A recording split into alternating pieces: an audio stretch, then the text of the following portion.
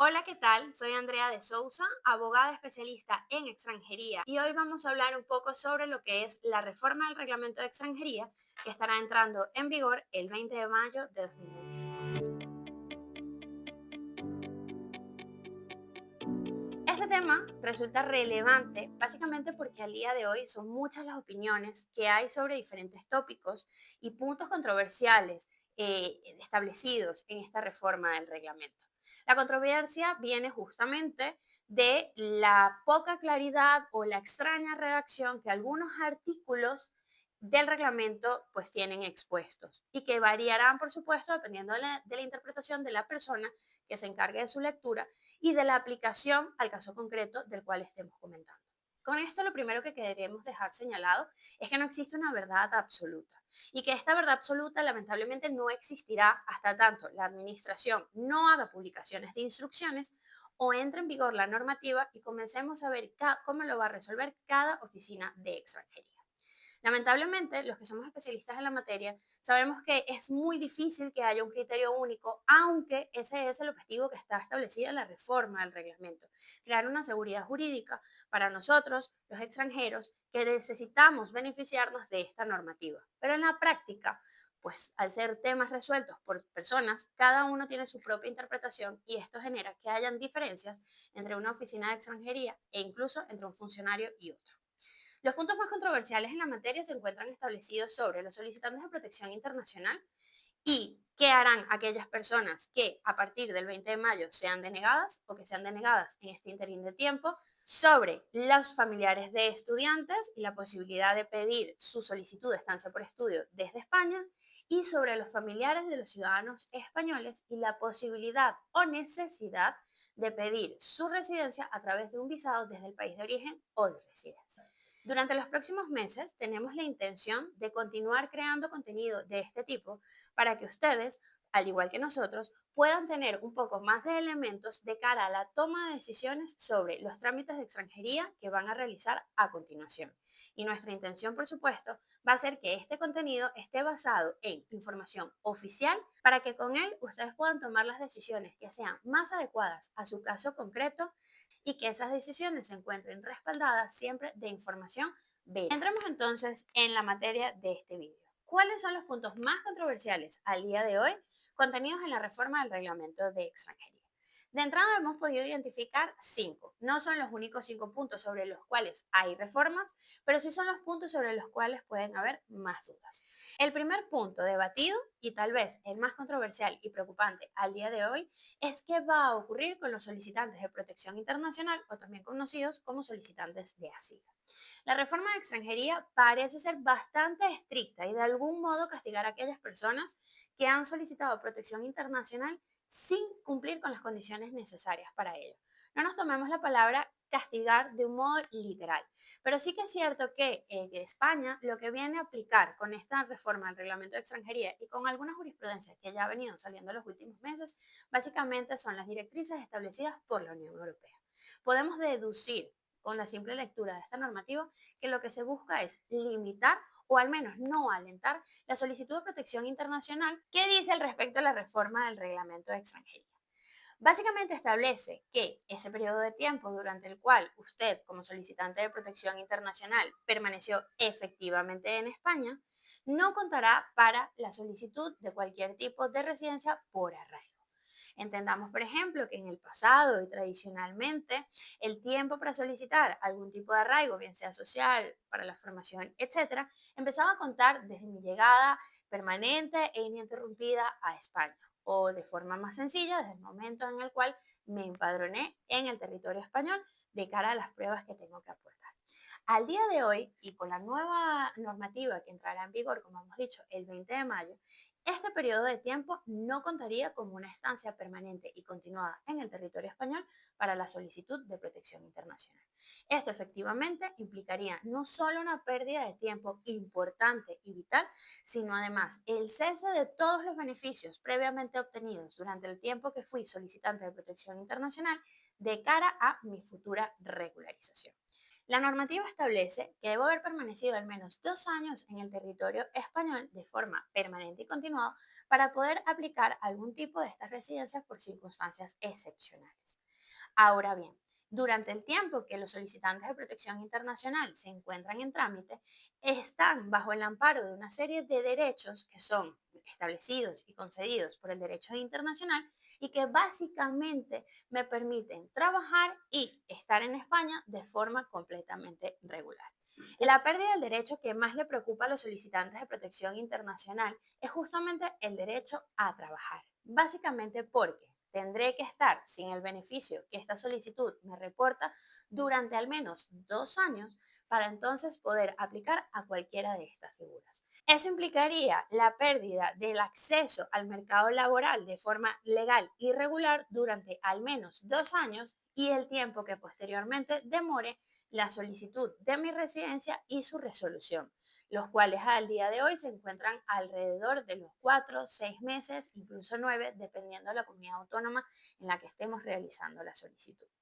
La norma no es completamente radical al respecto y ciertamente establece un periodo de tiempo en el cual la normativa pasada se continuará aplicando. Básicamente tendremos hasta el 20 de mayo para beneficiarnos de la normativa establecida al día de hoy, teniendo en cuenta que, por ejemplo, el arraigo social me pide una antigüedad en España de al menos 3 años y no 2, como estipula la nueva normativa, pero además de ello, establece también la posibilidad de un periodo de 2 años durante el cual yo, estando ya denegado, ojo con la palabra, porque no sabemos hasta qué punto se aplicará de forma literal, podré también beneficiarme si tengo la antigüedad necesaria por la nueva normativa en el territorio español y además al menos 6 meses sin beneficiarme de la solicitud de protección internacional. Es decir, tener al menos 6 meses con esa solicitud denegada.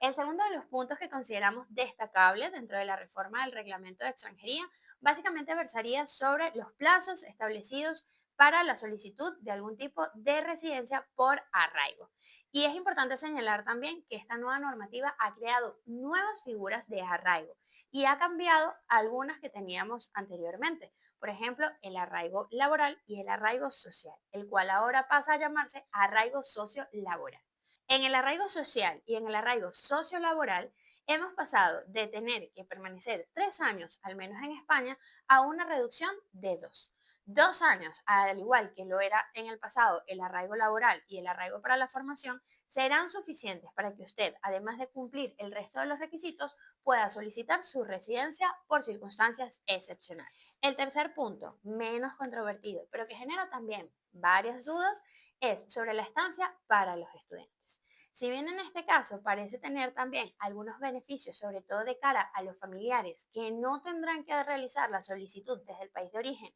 sino que podrán hacerlo desde España junto al titular, sí que presentan algunas definiciones pendientes de concretarse, como sería, por ejemplo, la certificación y las características que deberá tener tanto el curso como la institución que los imparte para considerar que es un curso oficial y que por él podré obtener también una estancia por estudio. Algunos de los cursos quedarán muy claros, como son, por ejemplo, aquellos impartidos por universidades. Sin embargo, aquellos que son impartidos por centros privados y que no tienen la categoría de máster o doctorado, sí que están pendientes de definición y de clarificación. Estaremos también atentos a las novedades que se vayan desarrollando en esta materia, puesto que para el Estado español y para la administración pública, los solicitantes de estancia por estudio son un valor añadido que representa un gran interés para el mercado laboral español. De ahí que se hayan reportado beneficios tanto en la reforma del reglamento de extranjería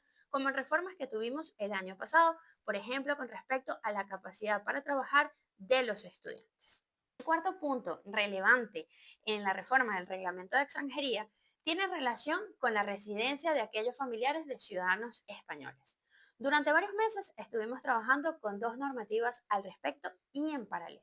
Por un lado, el famoso régimen comunitario, normativa que se venía aplicando desde hace varios años en la materia y que era aplicable también a los familiares de ciudadanos de la Unión Europea en general. Y por otro lado, estuvimos trabajando con el arraigo familiar luego de su reforma concretamente para los familiares de ciudadanos españoles.